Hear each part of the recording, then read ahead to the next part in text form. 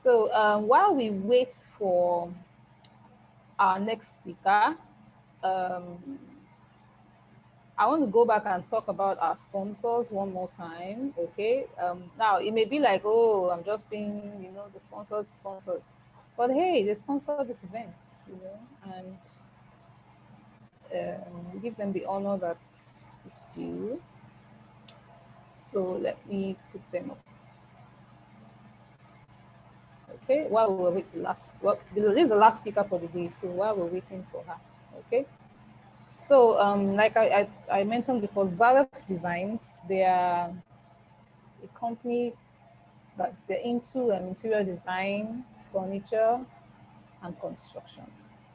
So they can create whatever space you like. They work with they build home space, office space. So any kind of design that you really like to do. Your child's bedroom, you want to model your kitchen, you model your child's bedroom, you want to design your office space, your home office space, and you could call on them. I actually contacted them because when I created a small playroom for my daughter, for my kids, so I contacted them to make my playroom shelf, because that was all I needed for the playroom, and it was well done, very beautiful, so they also do that, they do kids' beds, beautiful beds. I posted a few of their works on Instagram. You want to do a couch, you want to design your sitting room, you can call them. So they're very good at what they do. Okay, so they are your best plug. And trust me, they make the cutest kids' bedroom furniture. Like, when you walk into your kids' room and you tell yourself that my daughters are princesses, and their room reflects that. Because their beds are princess beds, you can see maybe Princess Sophia somewhere, they do all those things. Self designs, they do all those things, and it's absolutely beautiful. Okay, so the next person, sorry, I'm trying to go back. Okay, so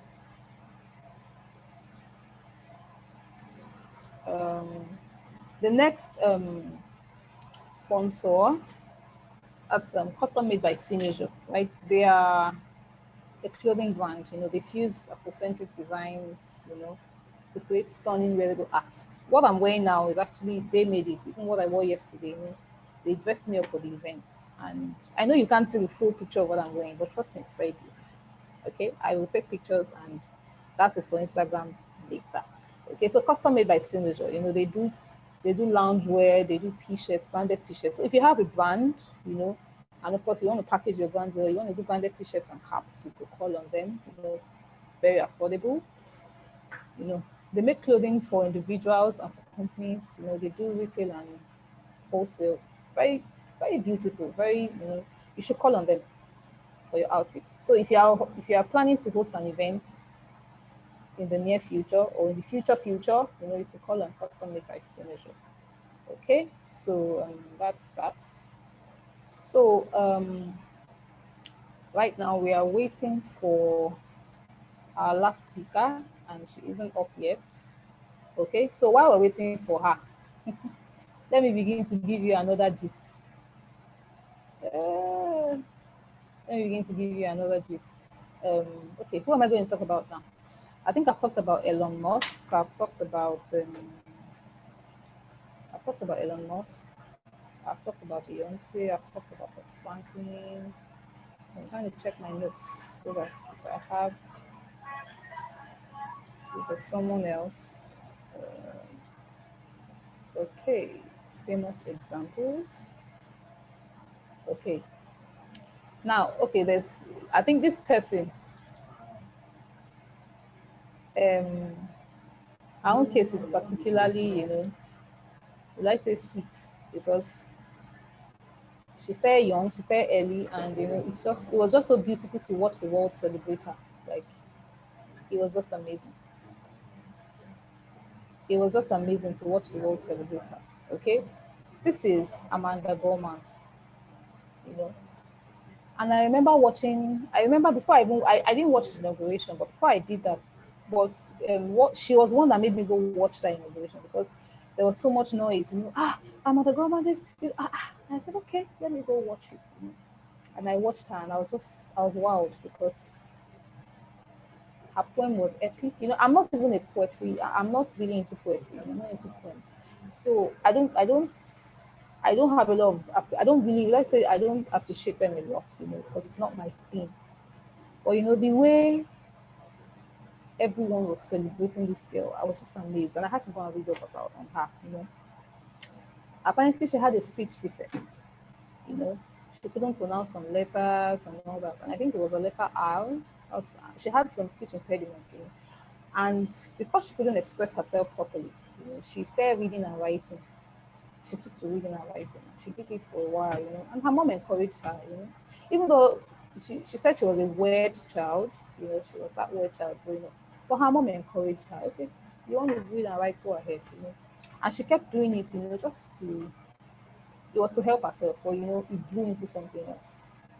This her she said she was writing poems, reading poems, and he kept progressing, kept moving up, you know.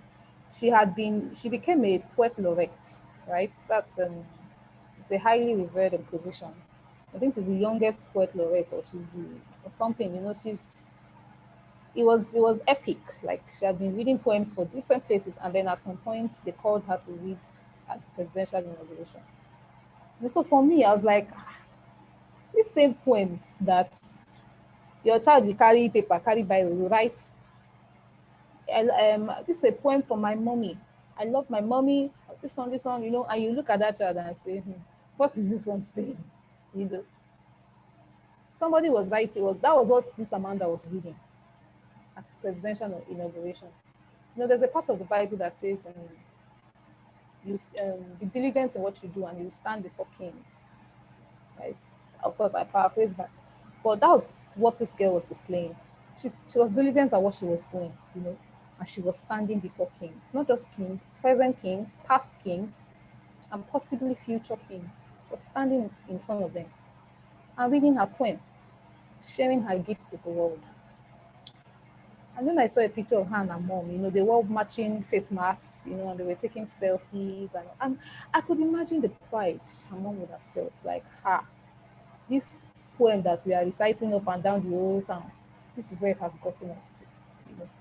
So I asked the question yesterday. I said, it's easy to celebrate someone like Amanda Gorman, oh, that's great, oh, that's this, oh, that's that. But good question. You are looking at Amanda like, okay, she's this, she's this. But let's imagine Amanda's mother, right, as a Nigerian woman. First of all, you know that the society is different and all that, but imagine that Amanda's mother had looked at her and said, who poem help? How will that your poetry help me? Eh? As they say, who poem help? They use help, not help. You know what I mean? Like, how is that poetry going to help me? And imagine that. Just imagine that. Amanda would probably have been selling bags and shoes, or selling children's clothes, or selling wigs. Do you understand? She would have gone off. She may have done very well. She may have become very popular as a wig seller, as in like a big brand. But imagine that wasn't where she was meant to be. Do you understand? So, those things are very, very important, right? Okay, those things are very, very important. Like, just imagine if Amanda's mother had reacted differently. Now, before you start to say, oh, no, I'm not going to do that. Hold down. Ask yourself, the one your child is displaying in the house, what are you doing about it? How are you helping them?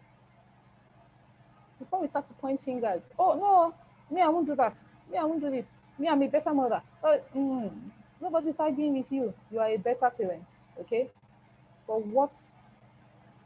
but what are you doing about that your child's gift? Okay? So I leave you with that. Think about that very well. Okay, so our next speaker is here, our final speaker for the day.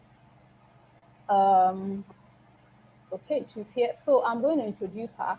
Okay. Now, I want to do a little bit of singing. You're going to have to pardon me. Now, if you were a child in the 90s, right, you remember singing Osemudiame.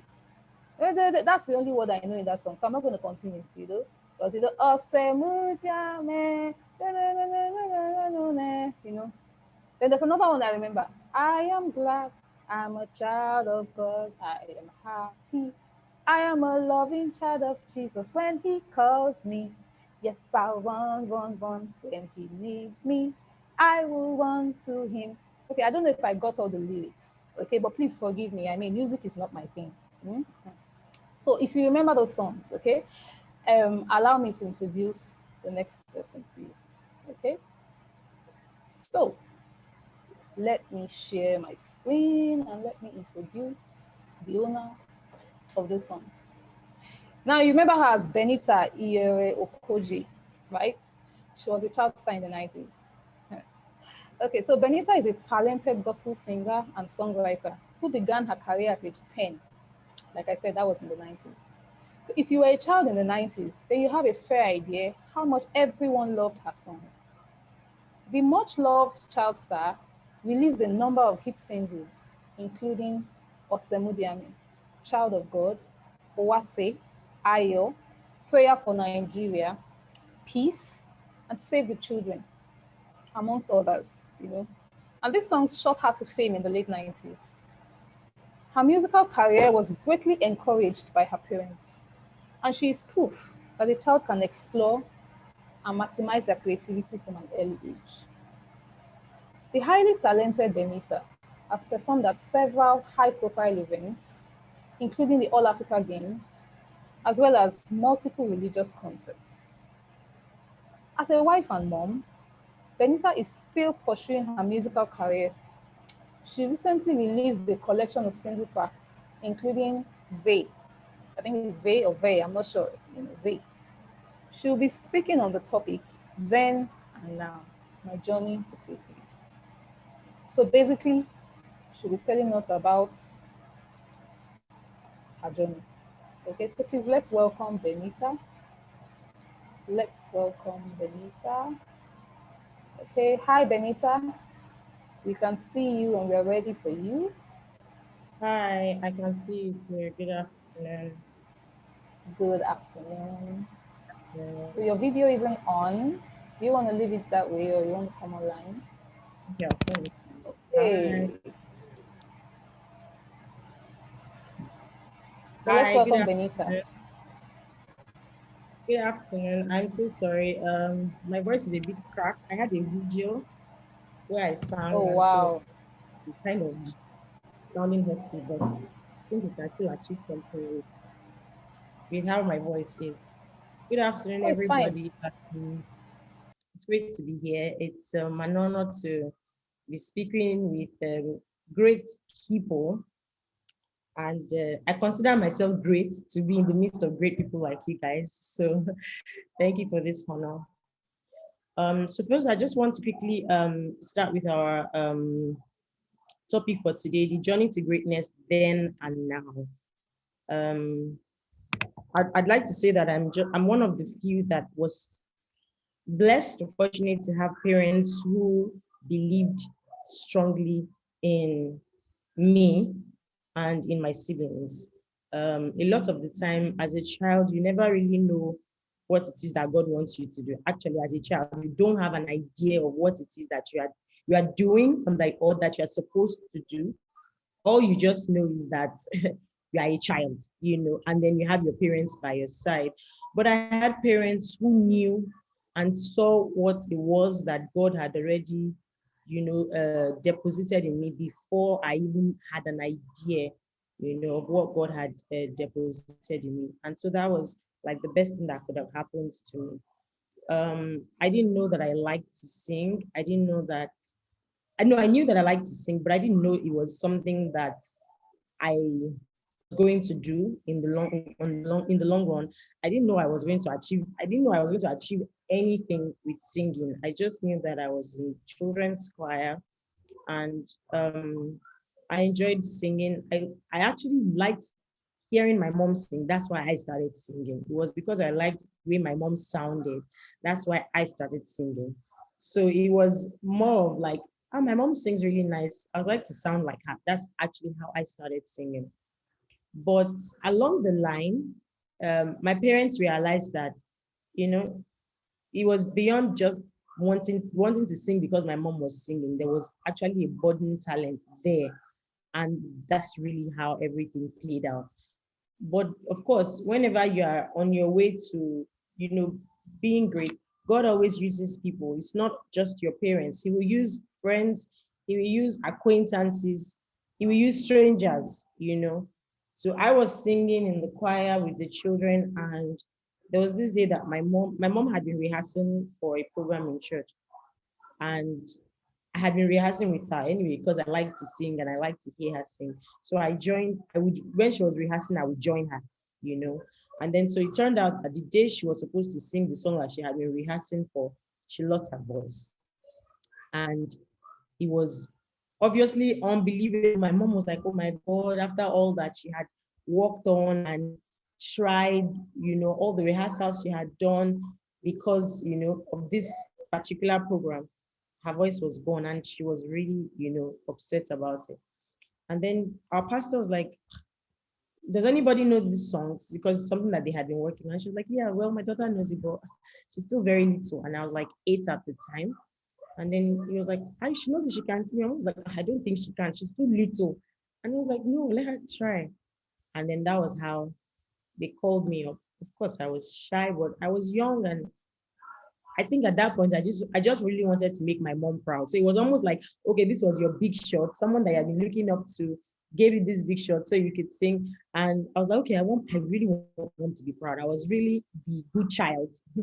And I really just wanted to make my parents, happy and proud anyway. So I was like, okay, okay, okay. And then they gave me the mic. And then I sang a storm that day. By the time I was done singing, the whole church went wild. And then, of course, I don't remember how I sounded, but I just know that the reaction was something else. And as immediately that happened, my pastor was like, we need to get her to start, we need to do something about it. We can't just leave her, like this. This is amazing. And then they called my dad. Apparently, before then, my dad had been managing Oyeka Owenu, Chris Okoche, then Sonny Okosu, then Michael Creed, then the list is endless. So he had managed them over for years. And so my pastor was like, okay, we're going to look for a way out. We're going to try and help, you know, push this talent. How are we going to go about it? And then my dad was like, if I've been managing other people for years, he was hilarious, by the way. He was like, I've been managing other people with years without expecting anything from them. Then why can't I do this, for my daughter? And then he took it up upon himself to um, push me, encourage me. He said that all the experience he had gathered from all those other people, he poured everything. Of course, he poured much more than he even, poured for other people on his own flesh and blood. And that's how Osemujame came about. Now, when Osemujame came, we didn't, honestly, I didn't even know what I was doing. I was just following my parents' orders. They told me dance this way, I would dance this way. They told me sing this way, I would sing this way. I was really just a parents girl. I just wanted my parents to be happy. So whatever they told me to do, I would do it.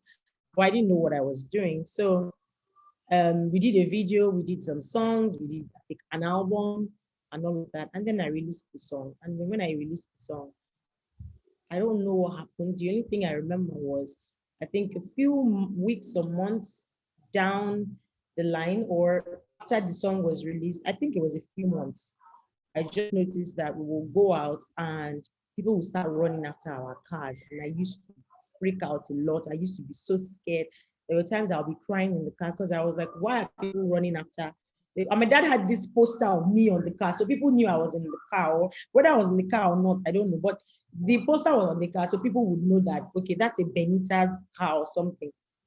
So I would see people, children, elderly people, adults running after the car, and I would start crying and crying and crying. There was a time I cried so much that I sat on the seat, on the floor rather, in the car, on the footmat in the car. As I sat down there and I was just bawling my eyes out. And I didn't understand why people were acting that way. And then my parents called me and said, well, they were really trying to be modest about it. My parents are very humble.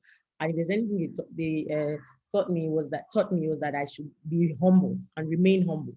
So they tried to be modest about it. They're just like, well, you are kind of like known in some places. They didn't tell me I was really popular. So you're kind of known in some places. So these people that know you, the way they can show their love is by running after the car.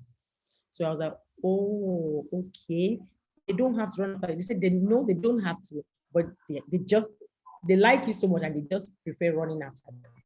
And so that's when I started realizing that, oh, okay, this is bigger than me. People now know me and and all of that. But the funny thing about it was all of those years that I knew that people knew me, I had no idea that I thought people knew me maybe in my street or maybe in some parts of Lagos. It was when I was much older. Honestly, it's now that I'm a lot older that I know that my songs did that well. I had no idea. My parents didn't, they might have told me, but I never grasped how huge or how popular I was when I was much younger. And so it's even now, sometimes I go out with my children or I go out with my husband and people are like, you are Benita. Yes, that face. I'm like, oh, you still know me? Oh, wow, that's amazing, you know? So that's when I now started realizing that, oh, okay, I probably was popular amongst people and must have meant a lot to people and all of that. And that really was like the beginning of my journey. After that, we started releasing more songs. And I think I started having an idea of how huge I was because, of course, things started changing in the house. My parents were buying cars, we were living in really nice houses. Um, my school changed eventually. They took me to better schools. Yeah, I would get what I wanted because we had the money to get what I wanted, you know. So that's when I realized that, oh, okay, it's like we are kind of rich in our house now, you know. And I figured out that it was as a result of the impact that I was making as a child star. The one thing my parents made sure that they didn't let me know was how much I was making. And I think it was a good idea because probably might have gotten to my head, might have been demanding for ridiculous things, but they didn't tell me how much I was making. I just knew money was coming in. They would actually make a mental note to tell me that, well, you're going for so and so program. And sometimes if I did a lot of traveling actually. I remember that we traveled then to the then President Olusegun Obasanjo, went to the villa, and I knew money came in. But my parents didn't tell me how much. They just said, we're going to the villa, we're meeting the president and his wife, late Mrs. Stella Obasanjo. They want you to do this, they want you to do that, you know. But they didn't tell me how much, you know. I just knew that money came in. And so that was okay by me because it made me stay grounded. I wasn't becoming pompous or big-headed because money was coming or anything like that. And then it helped me to also relate with my siblings and naturally. I wasn't acting like, yo, I'm the one making the money in this house. You guys can't talk to me like that. You guys should do the dishes while I chill. They were so intentional about just making sure that I was like every normal child, even if I was popular at the time or making money. And I found out that it has helped me even now that I am an adult.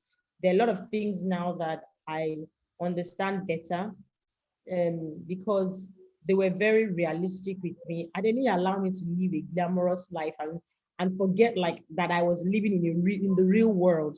And that has really helped me. Even as a mother, I'm very intentional also with my children, making them stay grounded, making them stay humble, making them know that even if they have certain luxuries, they're as human as everyone else, and they should respect every human being alike, whether rich or poor or whatever. So yeah, that was really like the journey for me, and it has shaped me in a lot of ways.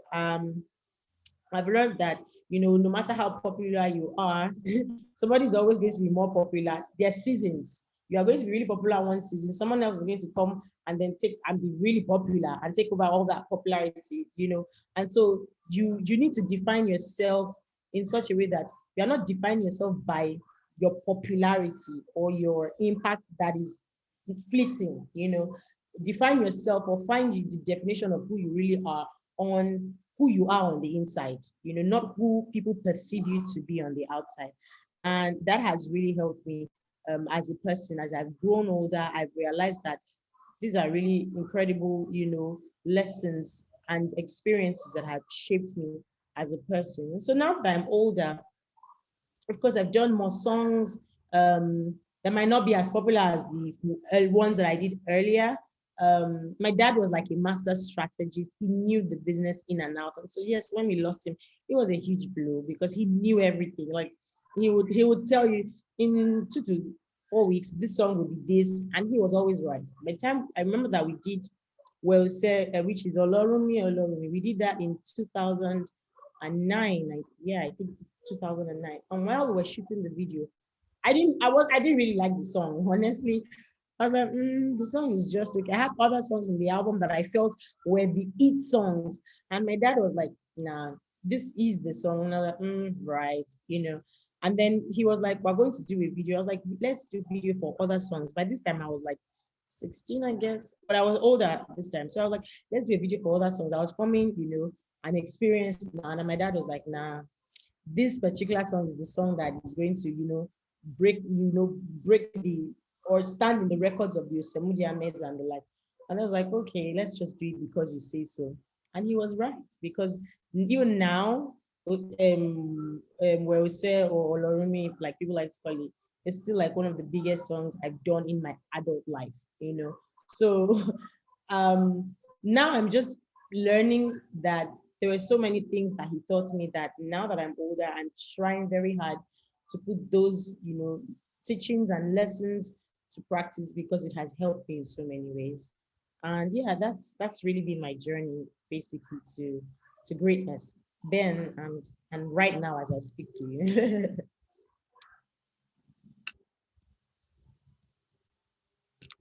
Okay, thank you so much, Benita. Can I just say that if, as a child, I had seen you in a car, I would have joined Mhm. those people to run after you. You Because, would like have I told picked you, me up straight one. yes, I had a huge crush on you. I was like, I God, know, this is right? I Benny. had so many. Yes, The funny I thing, my know. husband had a huge crush on me. It was ridiculous. He had a Oh, crush on me. wow. And so when he heard that we were in the same school, he was like, I need to start talking to that girl. And look at us now, we are married. So I know so many people had I to. know.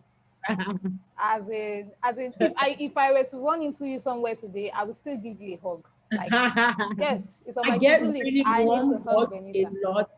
Thanks to Corona now, I can't get hugs. But I would just really be in the store or or getting something, and someone will say, "I just want to hug you.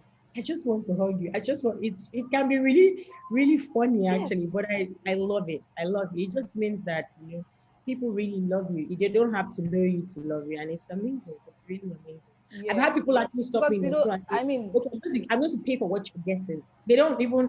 I'm like, no, no, no. They're like, no, wow. don't worry. It's my gift. It's really amazing. It's really amazing, Are actually. you? It's like that because you shared your gift with the world, and it Yeah. was at a time where there was no overwhelm of creativity. That's a creativity. Then how many musical artists were there in the 90s? They Yes. were there, but there were Yes. not so many. So Mhm. you stood out, and then because you were a child, you Yeah. stood out. So you were Yes. connecting to people my age. We're in the same age group, so we're connecting. You were connecting Yeah. to people like me, and then you were connecting to the We old parents, people. older Yeah. people. So Yeah. everybody knew Benita. Like, I I mean, heard that the how would you parents not? were now beginning to compare. They will say, "Look at your mate," and then I'm like, I had a lot of people say, "You made my childhood horrible for me," and I'm like, I didn't even have any intentions of doing Oh, that. I was just respecting and doing what my parents wanted me to do. but But I've also had it's because someone of say to me, it's because of "Yeah, things like that I'm doing this kind of conference. To guide yeah, parents that you don't have to compare. Yes, Benita sings, right? That's that Benita's is true." gift. But your Mm-hmm. child's gift may be Doesn't have storytelling. to be, Oh, yeah, why are you comparing? That's the basis of this conference. Like, see, let's just explore what our children are good and at. to So that's make, actually why I brought you on, because I know that you did it from when you were younger. So your story is yeah, authentic. We all know. We don't need to question it. We know. yeah. And I've I had people love the way ask you've me, spoken. I've had You've people had ask me, I've had people ask me, you sing, you're really, you're talented. Are you going to allow your children to sing? I'm like, I want them to decide for themselves what they want to do. I'm not going to pressure my child to try and be another Benita. I'll just let them be who they really want to be. Funny thing is, music is not even in the books for me for my children, but I'm really open to them just doing what they truly want to do. They don't have to do music just because their mom did it. their dad is into IT. Although we want to encourage that, but we're also not going to say, well, because your dad is into, no, not IT production actually, and then IT. We're not going to say because your dad is into this, you have to do this too. No. And that's what I enjoyed from my own parents. My dad didn't force me. It was a choice. It was a choice. As I was growing older, I remember that there were times where I was like, I'm not sure it's music I want to do anymore. And my dad never said, you have to do music. You must do music. You have made so much money from music. You must continue. He actually gave me time to figure it out, because by the time I realized how, big I was at the time, I felt overwhelmed with all of the, fame and all of that. And then I took a step back for a while, actually. And then I was like, I don't know if it's music I want to do. And then never for once said, no, you must do music. You have to. No, they were just like, okay, how about you, give it some time. And the funny thing was, by the time I gave it some time, I realized, okay, it's music I'm supposed to be doing. And so I came back, on my own without anybody cajoling me to do it. So I don't think that any parent that loves their children would want to push them to be who they don't want to be, actually. Okay, thank you. You just answered my first. I was going to ask you that question, but you've answered it already. Oh, okay. Amazing. Okay. So thank you so much for your session, for sharing with Thanks us. for having So me. I have a few questions, and I'll share them with you while I await questions from the other places, Facebook Okay. Live and YouTube Live. So if there are questions from there, we'll bring them on. Okay, but I will ask mine first. Okay. Okay. So okay, I was going. You've answered the first one. Okay, so the next one is can you give us specific ways that your parents encouraged you on your journey? Just a few parenting tips. I'll say first, I would need to refer to the Bible. Proverbs 22:6 says, train up your child in the way he should go, and when he grows up, he will not depart from it. Not the Like parts. that Yeah. pretty much sums it up. If as a parent, if you train up your child with all your resources, with of course spirituality, prayers, and with intentionality, the child will definitely not go off. Of course, yeah, there are few cases where the child might go off and all that, but they will always come back if you have trained them in a certain way. They will always come back, and no matter where they go, they will always remember the years that they spent with their parents and the values that their parents have instilled in them. Now, one of the things I feel like my parents did that helped me so much, because I wasn't the most confident as a child. I wasn't the most outspoken. In short, I never used to say anything. Now, when I wanted to sing, I was always shy. It was ridiculous. I could sing, but by the time they put me on the stage, I'm just going to be like, and my dad came to me one day and he said, you know what? Look above people's heads when you're singing. It always works every time. My dad doesn't sing, but he had worked with people enough to know that if you're the shy type, just look above people's heads. Because sometimes you are looking at people's faces, you might feel like they'll come and bite you or something. But if you are looking above their heads can't speak, their heads can't bite you, their heads can't make faces. And so I started looking above people's heads. And that got me through a lot of times when I had to sing. I remember that in short, that used to make me feel so comfortable because I was looking above your head. I wasn't looking at your face to see if you're reacting to how I was singing, so that really helped me. And then secondly, my parents knew that I wasn't the outgoing type. So they intentionally started making me hang out or even sing and dance with my younger sister. My younger sister she's very outspoken. She's always been outspoken since she was a child. She's bold. She always speaks her mind. She's not scared of expressing how she feels. And then she was a fantastic dancer. Now, if you watch a lot of my videos, especially Emmanuel, there's a song called Emmanuel. There's a part where they told me to dance, and I was like, oh, these people are straight to me. And then my dad said, where's Bella? Hmm. And then they brought Bella, and my dad said, Bella, show Benny. And then they played the song, and my sister started dancing and dancing and dancing. And then I joined her. And then at some point, they were like, Bella, be dramatic. If you watch that video, you will know that there was a lot of drama going on. And then they said, Bella, be dramatic. And then Bella looked at me, and then she did like this. And then she eyed me. Now, till today, everybody always says that she was really extra in that video. But at that time, she was the ginger I needed for that video to get done. Because if she wasn't there, I probably would have been done from the beginning of that video till the end. So my parents knew, they knew my strength, they knew my weaknesses. And so they did a fantastic job of balancing my weaknesses with my sister's strengths. So they used her own strength to balance my weaknesses. And it was a win-win for us all. And another thing they did was because they knew that, and then it helped my confidence level. Now my sister and I are best of friends. We share a lot together. Oh, network.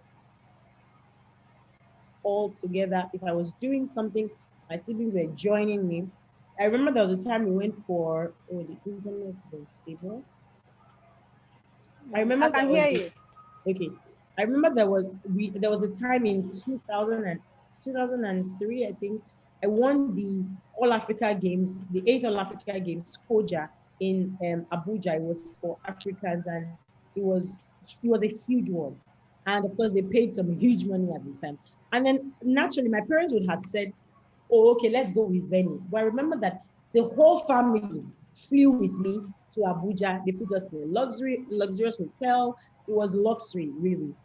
And then they made sure that every member of the family was enjoying all of that luxury. They didn't say some people stay at home, let some of us go. My dad was like so intentional. When they were calling me, he was like, she has to come with her family. Her brother and her sister are coming. Her mom is coming.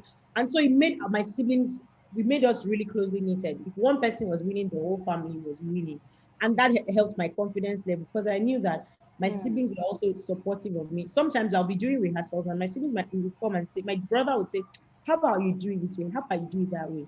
So it was a win-win for everybody. So one of the things I would say my parents did was they carried even all my siblings along. So there was no room for jealousy. There was no room for, there was no room for one sibling to feel like, oh, they don't love me as much because I'm not half as talented. At some point, my dad even started encouraging my older brother to go into production. So he did some music production. He also did some comedy production. And then it was like a family thing. When you do something, the whole family will sit down and watch it and then tell you, oh, here's my opinion on it. Here's my opinion on it. And then feedback was good. My sibling will not be feeling like, why do they have to give a feedback? If it was something that they would do for everyone else. So they will do it for me, they'll do it for my sister, they'll do it for my older brother. So feedback was good for everybody. And so that's how I feel like I also want to raise my children. I don't want one person to feel like, oh, the other person is getting more attention or the other person is more gifted. In short, if there's something they did, they made it feel like we were all gifted. We had different gifts. We were gifted as much as the other person. It was not like one person was more gifted than the other person. And that really went a long way. And that has helped me as a mom. I see my children now and I can tell that there are things that they have, there are gifts that they have now. And so I intentionally, my husband and I, we intentionally make them understand that they complement each other, even in their giftings. Like one person is not higher than the other, one person is not better than the other because one person has certain gifts. They just do a good job of complementing each other. And so that's what I feel like I have learned from my parents growing up.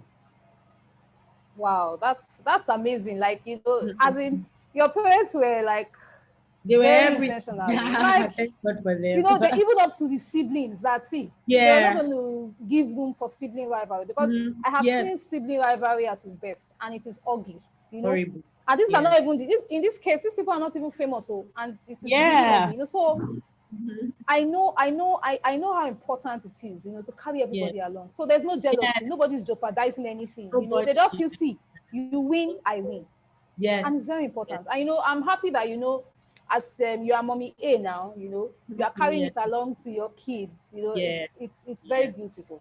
It's very beautiful. Thank you. Okay, Thank you. so I have you've answered like another question, something I wrote down. You've answered it again, but I have Oh, that's bad. um I have one more question. Okay. Okay, so how did you? I know that you went to school. I mean, you graduated. You went to school properly. Everything. Okay. So how did you manage your education with the fame? Your musical career. How did you Oh, manage both of them? my education was on another level because sometimes like my classmates would be writing exams and I'll be somewhere in the world doing music. So my Wow. parents actually were intentional because my mom used to say my mom was a teacher when I was growing up.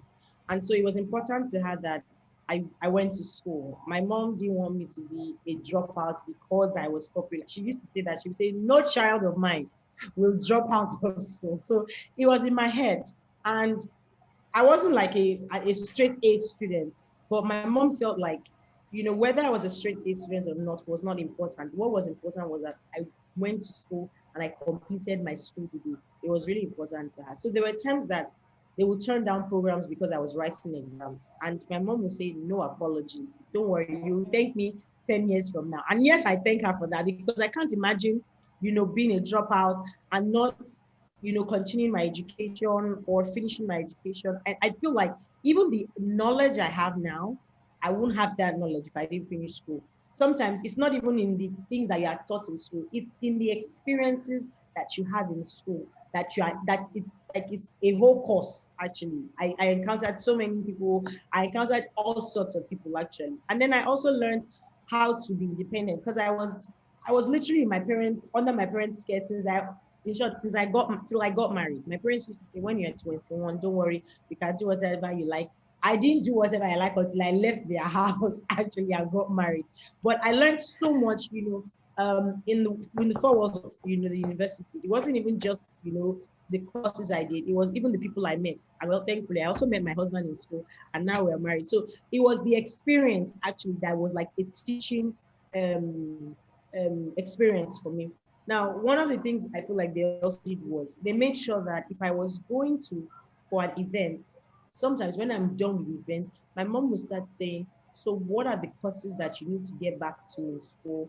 We will need to write notes for you. In short, when I get back, sometimes my sister will be copying some notes for me. That's how funny it was. She will copy some notes for me. I will copy some notes too.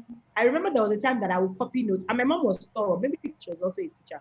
Sometimes I will go to school, copy notes, and then when I get back home, my mom will say, okay, let's revise what you were taught in school now. I'll say, okay, and then I'll bring my notes out. And the strangest thing was that I wouldn't be able to read what I wrote. It didn't make sense. And I'll be copying it from the board. And I will come home and then I would have written, I don't know what I was thinking, but I would write things that I couldn't even read. And I remember that there was a day my mom beat me because of it. My mom was like, who does that? Like, whose child goes to school, copies notes, and can't even defend the notes that she wrote? And then I think that, of course, then I thought she was wicked. But now I understand what she did because after realizing that I would copy notes and I wouldn't be able to actually read the notes, I realized that if she wasn't thorough, she wouldn't have known I was copying notes that I didn't even know what was going on. Because if I was copying notes and I couldn't read it, how was I going to read for exam? How was I going to pass my exams if I couldn't read the notes that I was copying? So because she was very intentional, I now started, I remember that because I didn't want her to beat me, I would now go back to school the next day. I would look at the board and I would write word for word just because I didn't want to get into trouble with my mom. So when I would get back home, my mom would say, oh yeah, read it. And then I would read everything complete. And she was like, yeah, very good. Well done, eh? And then I'm like, oh, finally she says well done. So that really helped me a lot. And so by the time I was writing the exams and all of that, I always had the back of my mind, my mom was waiting for me at home to explain why I wasn't going to pass this exam. But the funny thing also was that there were some courses that, of course, I didn't pass. I didn't like maths at all. They even got me extra lessons and a teacher to teach extra classes for it. And I think I came up with a C or so. And that was my best. I was not a maths person. But they were not, my dad and my mom were not parents that would condemn you just because you didn't pass a course. There was always room for improvement with them. I remember that my dad would say, oh, Benny, you have to do better next time. You just have to do better next time. I know that it's not easy because you are combining a lot of stuff, but please do better next time. So the fact that they weren't condemning me would actually make me want to do a lot better. So in terms of actually managing school, they did such a fine job. And then the school authorities, most of the time when we're resuming, my parents would go ahead of time to let the school know that. And even before they came, the school already knew. Sometimes I would be in school and everybody knew I was in that school. So the school already knew that, okay, my own time was a bit different from every other person's. And we went to really good schools. The management were very understanding. Sometimes they would take exams at a different time for me, or tests at a different time for me. And they didn't complain. They took it all in good stride. And well, more students were coming to the schools once they found out that I was in this school. So it was a win for them also. So it wasn't a bad one after all. But yeah, that was great. Okay, that's amazing, because one of the things I just go down now is that your parents were intentional, but without pressure. Very, You know, they were very very intentional, but they intentional, didn't put but no. pressure on you. So from what you're saying now, I can see that you had a fairly normal childhood. You know, I did. I so had a normal so childhood.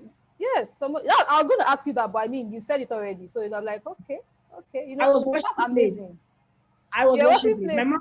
plates. I tell my mom, I had the program, so I want to rest. She said, no problem. Go and watch the plays. When you're done, go and rest. Go. And then I would watch. In short, I had to watch the plays. And then there were times where I'm like, how can a whole me be watching plays? My mom said, a whole you is my child. A whole you is my child. And you're not Ah, different, you know, your siblings. So go and watch. Of course, there were times that my mom would say, okay, let your sister wash it. I know you're tired.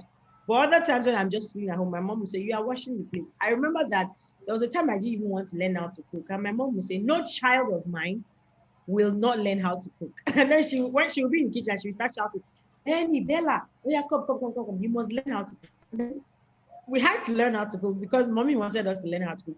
But now that I'm older, I see the results and the fruits of the labor that she did, many years back.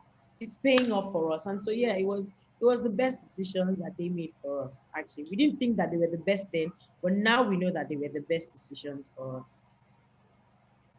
wow, that's amazing. Thank you, Mommy Benita. I don't know if you're Thank here, but thank you. you. So we have a question. I got a question, and it says, were there other areas that you were good in apart from singing and songwriting as a child? Funny, as a child, I wasn't even good at songwriting. My dad and my mom wrote most of the songs people heard when I was a child. Wow. I didn't even write any of the songs. Okay, I wrote Emmanuel with my mom. That's like the only song I wrote with her. My mom is a really good songwriter. She used to write most of my songs then. And my dad used to come up with like production ideas and all of that. I I used to want to present. I used to want to go into broadcasting. I wanted to be a presenter. But like I said, I was very shy as a child. So I don't know how well I would have done then. But there was one thing that I did effortlessly. You can wake me up in my sleep, I would sing. Singing came to me natural. It was just a natural gift. And I didn't have to use anything from my voice. It just was there. But broadcasting is something like I thought a lot of the time when I was young that I wanted to do. Now that I look at it, my sister was the effortless one in terms of broadcasting. She was an OAP and now she's doing things independently. It's something that comes naturally to her. You can wake her up in her sleep now and she will do it very well. I don't know if you can. I don't know if you wake me up in my sleep. I don't think I will do a good job. It's not one of my strengths. It's just something I thought I could do, but I think singing is more natural, to me to do now. But yeah, I think I could do a little of talking now that I'm older because I'm older now. I'm a lot more confident of myself than I was as a child, and yeah. So yeah, I think it will be a little of hosting or presenting now, not as a child. As a child, now, I was too shy to do any of that. Actually, I was really shy as a child. Okay, okay, that's great. I mean, I think you do well as a producer. You could also consider your Mommy A Band show on YouTube. That's Yeah, like yeah. producing. I mean, like Well, that's we're already hosting. Sorry. working on that. That's so cool. We're really working on Yeah, that Mommy already. A Bands. When I see your So post, you are I'm in like, oh spirit. wow. I mean, I'm always like, wow. You're talking about motherhood and all that. So it's just a journey. Yeah, it So is. on a final note, it's just. Oh, I wrote something down. Okay. So what on the final note? Okay, what advice will you give to parents who have creative children? That's a really, really cool question. I'll say, I think I made a note. I'll say, believe in your children when they don't believe in themselves. And that's a classic story that I just shared with you of my own story. I didn't believe in myself that much. I knew I could sing. I didn't think I was fantastic. In short, my dad was like my biggest fan.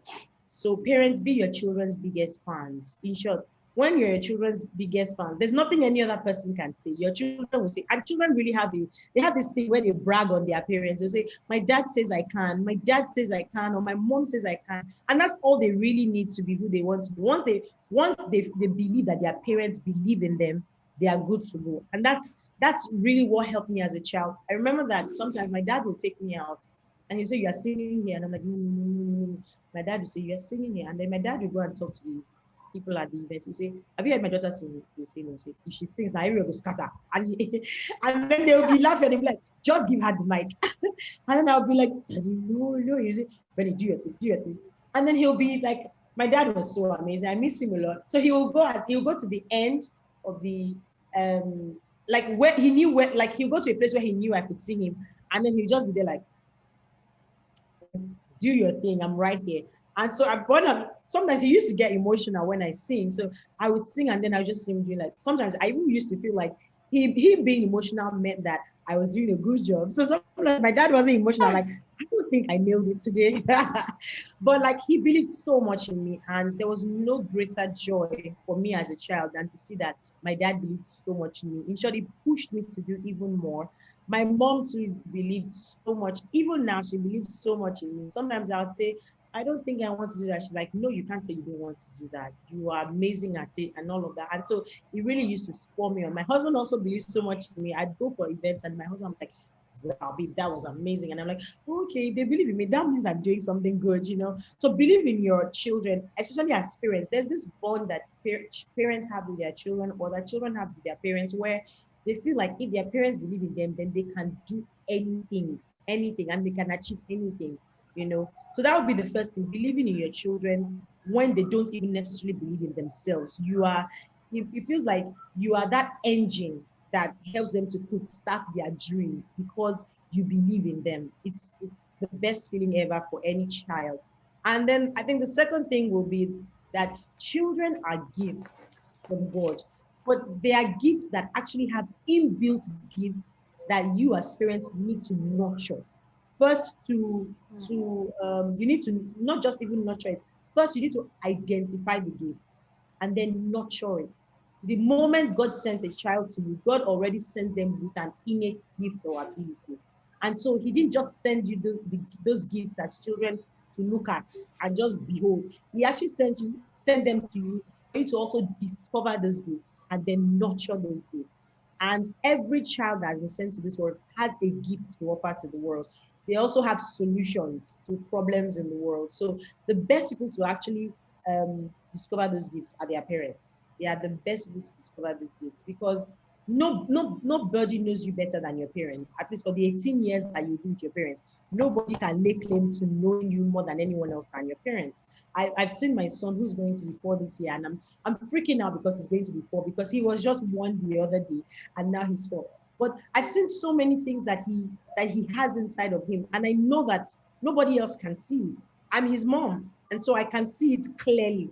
You understand? So I'm in the best position to nurture those gifts because I can see it, and I see it from a different angle. I see it from an angle of I know you.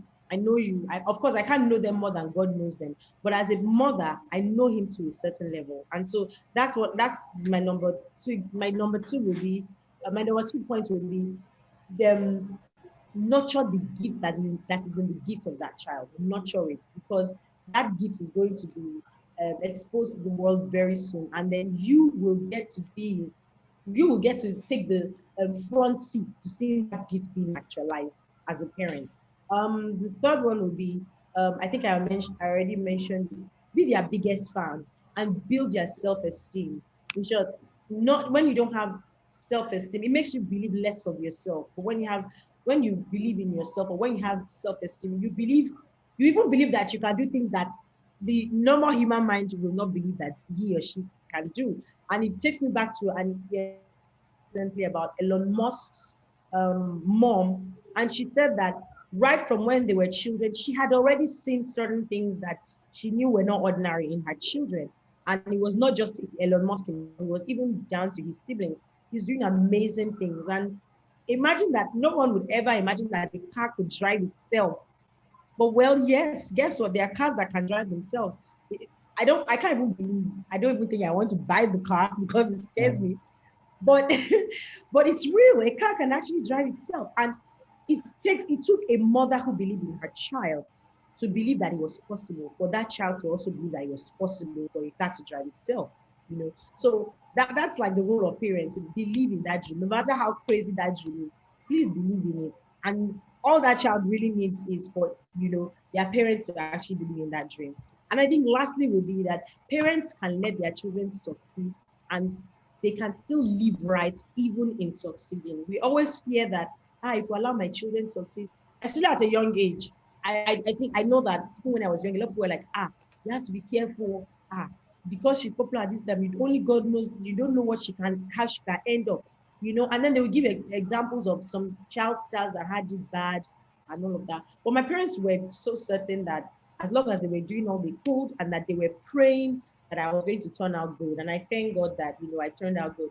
But it's okay for children to succeed even at a young age and still end up living right and still end up doing the right things and still end up being responsible. Let's normalize it. Let's normalize the fact that even if a child becomes popular at a young age, it doesn't mean that they will end up badly. They can end up right as long as they have the right people around them and they have the right counsel. And then lastly, let God be the center of your parenting. As much as you're a parent, if you don't have God in the equation, then the equation is not complete. The equation is not balanced. Because first and foremost, who gave you the gift? God. Before God gave you the gift, He already knew the end of that gift from the beginning.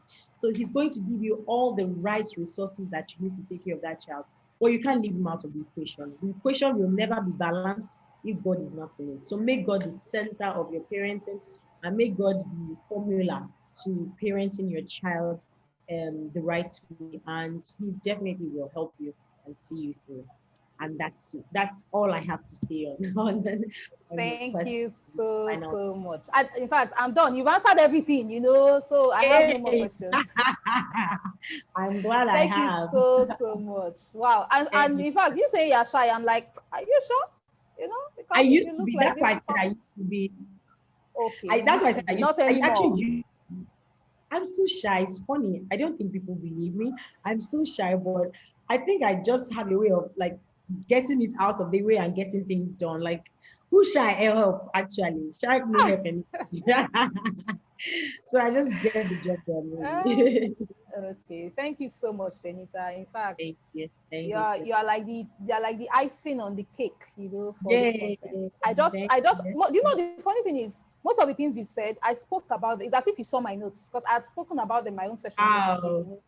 And Wow. so it's amazing to see that the things I talked about, this is someone who has done these things. So Mhm, it's not theory. mhm. Do you understand? It's not Yes, theory. yes. So Because you tend to think theory is different from practical, but no, it's not. It's the yes, same.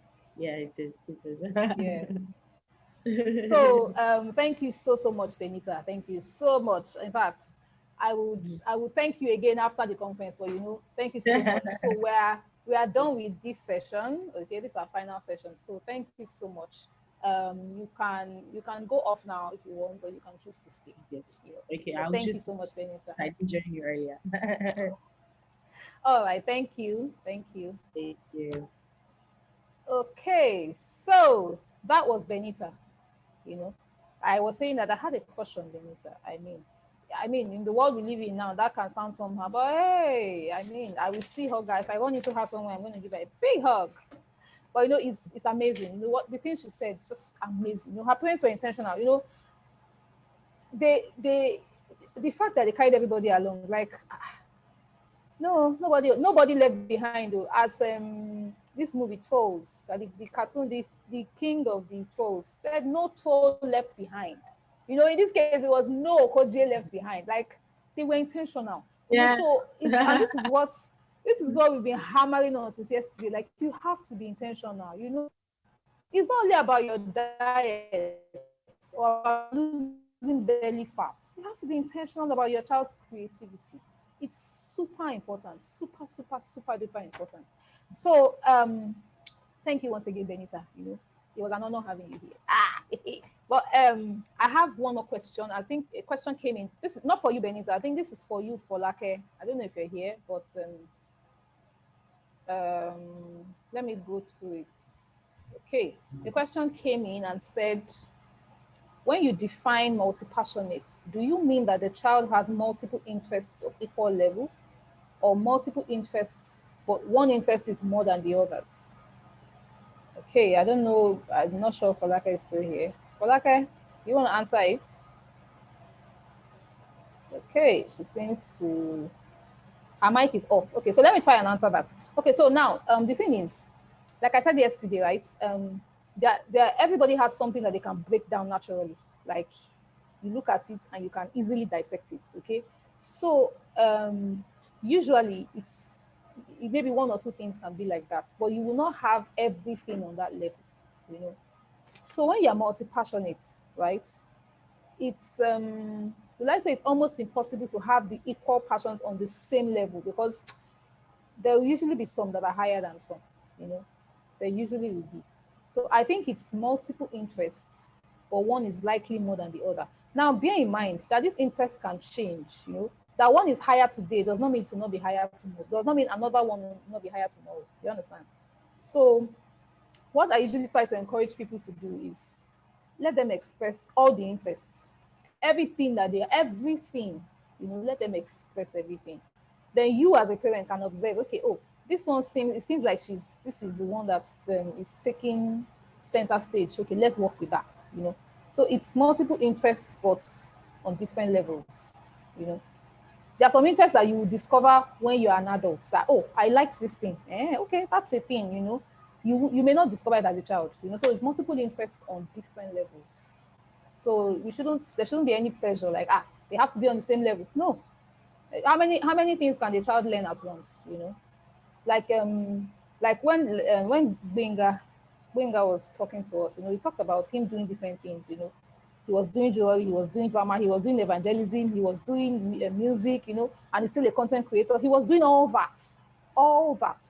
But he finally, they were not on the same level. Do you understand? Yes, as a child, you have a lot of energy. So you can transmit that energy into different things, you know, on different levels, you know. But as you get older, usually you would focus on one, you know. So, Folake, okay, I see that you're here now. Yes, I'm here. Do you want to help us answer that question? What's the question? Sorry, I'm so sorry. I'm on the road. Okay, it's fine. What's the question? It says that when you define multi-passionate, do you mean Okay. that the child has multiple interests of equal level, or multiple interests, or multiple interests, but one is more than the others? So it would seem as, and even the child wouldn't know if it's on the same level or not. And even us as adults, you know, when we discover the multi passions as adults, we may think that it's on the same level. But you know, like, and we've done that before. Remember, we did something called, you know, like something that we did about ranking your passions. Like when you kind of Yes, do, you know, yes. and yes, you know, so you would realize that there are some that are more, you know, they make you feel, they make that child feel like the child is more in, you know, the child is more passionate about that particular interest than another one. So sometimes it would seem like, so out of maybe five interests that this child has, there can be one that stands out, you know, it really stands out of, you know, the others. But there might also be like two that are popping up and are like almost at the same level, while the other three are submerged. So sometimes even with the passions, you know, even with the, so it's the level of passion, sorry, you know, that, so and we call them multi-passions, multi-interests, you know, and all that. So if it is, you know, multiple interests, there's actually one that the child will, or there's one or maybe two that the child will be more passionate about than the other. Sometimes it's not the one that the child is more passionate about that the child should actually pursue, you know, right away. There are, you know, times and seasons, you know, for everything. You know, you as the parent, you also have that guide, you know, you serve as a guide, you know, to kind of, you know, help that child, but not take it away from the child and say, no, you're not going to do this thing. No. But to have a conversation with this child and say, you know what, because of the way things are right now, I think we may have to, you know, maybe focus and make do with this one. And it doesn't mean we're not going to do this other one. You know, so yes, it's both ways. It could be that there's a particular one that the child is more passionate about. One interest the child is more passionate. It could be multiple interests that the child has a very high level of passion in, but cannot pursue everything at the same time right now. You know, so the parent will have to play that role of saying, you know what, an advisory role, you know, not be a god in the life of that child, but just be an advisory role where you say, I think, you know, with the way things are, and children are actually really logical beings. I'm serious. I have these conversations with my children, so I know that children can listen. You know, you just have to be able to provide something that sounds, that kind of makes sense to them, that kind of thing. Not lie, but just really tell them how it is, because of the way things are right now. We might not be able to do this one, but we are going to keep on trying. When the child sees that you are also interested, and Damilola mentioned that as well, that when the child sees that you are also interested in what they are interested in, they trust you, and they believe it, that at that time that you said they can pick this thing up, they will pick it up. So while those things are things I kind of call back burner passions, so it's like back burner interest, they're still there, but you just put it on the back burner. Side hustle, side hustle. Exactly. You can still help the child to buy books, the child will watch programs, watch YouTube videos on that, just to keep that passion alive. But the child is not, you have already explained the reason why the child cannot engage in that, right now, and all. So yes, it could be that multiple interests, but there's one that the child is more passionate about. It could be that the one the child is more passionate about is not the one the child can actually immediately pursue. So, it kind of works in some in Okay, thank you so much, Folake. Thank you so much. I think we're done with questions. I can't see any other questions. So if there are more questions, probably answer them on Facebook or on YouTube, in the chats, in the comment section. Okay, so on this note, we want to round off the conference, okay? And I want to say thank you to every speaker, Let me not go into all the plenty stories here, but thank you to everyone that joined. For those that are live now, BENITA, OKOJIE, and Folake Odeshola, thank you so much. For those that came and have gone, thank you. I deeply appreciate you. Okay, and for my beloved viewers, for some of you that have been listening from since morning, or those that have been listening lots, yes, it's for parents, but it's always nice to, when you have a dream, the dream is burning in your heart, but you see, when you let out the dream, you see people that, they are carrying it on their head, like it's their matter, So there are people that have done that, and I just want to say a big thank you. A big thank you. To the people on Facebook Live, on YouTube Live, some of you I don't know you, I've never met you, but I thank you for joining, for listening, and for allowing us, impact our knowledge on you, allowing us impact what we know, and what we dream of the future, and all that for to you, So thank you very much, everybody. Post conference. Okay, yes, there was someone that wasn't here, the parenting expert. We tried and tried. Unfortunately, Nigerian internet. It's Nigerian internet. I will not mention the internet provider, but it really was a mess. I even tried calling her. It was just a mess, and well, that has passed. That happened, but I'll find a way to get her session. And then post it maybe on YouTube or maybe on Facebook. But I promise you, I will get her session across to you, because she's a parenting expert, and it was very important for me to bring someone who's a parenting expert. There were some things she was going to break down for us, and I promise you she's going to do that. Okay. So on that note, thank you very much. Thank you, everybody. Thank you, my viewers, my speakers, my team, my team, Uluashim. Thank you very much. Let me not mention the things that you did, but when you have a team member that is your husband, it's amazing. Thank you very much to my special team member. You're speaking my calls and everything. Thank you to everyone. Chukunonso, Chinonye, Titi Babatunde. There's so many names. Thank you very much. Okay, so somebody said Mr. Motosho is gold. Of course, Mr. Motosho is gold. Okay, so thank you. I don't want to delay you anymore. It has been an honor bringing out this knowledge. It has been an honor, having this conference, holding this conference, and saying all these things. And my prayer is that these words that have come out as seeds, they will begin to germinate, they will begin to grow, they will begin to develop. And years from now, we will see the impacts that this conference had on our parenting and eventually on our children. Okay, so thank you very much. I remain your favorite art and craft person, Mrs. D, aka Adidot Motosho. Okay, okay, no, rather, sorry. Adedoto Motosho, aka Mrs. D. Okay, I remain Mrs. D, your conference host, your favorite art and crafts person, your favorite art and crafts plug, your favorite creativity catalyst.